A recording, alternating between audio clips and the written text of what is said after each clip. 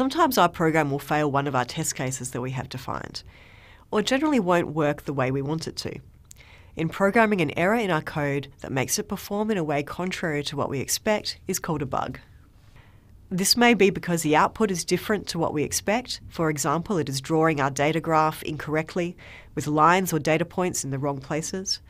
Or it may be a code syntax error, where you have incorrectly used a function. The process of finding and fixing bugs is called debugging.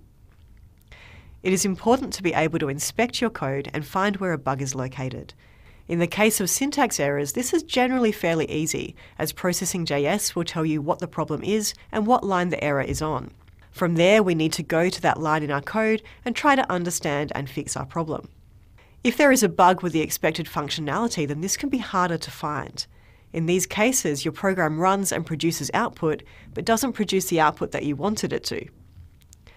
There are many tools and techniques for debugging, and we will be looking in more detail at one of the simplest and most effective methods, called hand tracing.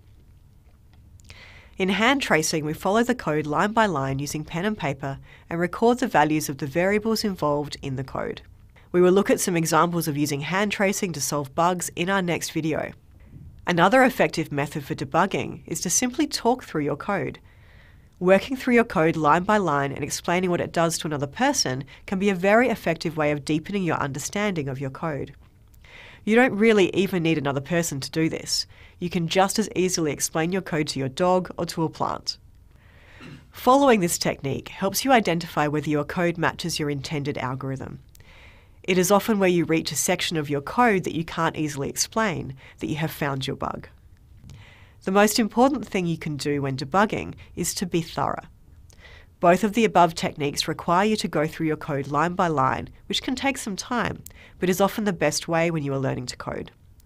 Doing things thoroughly the first time will save you a lot of time and also increase the chances of you finding the bugs in your code.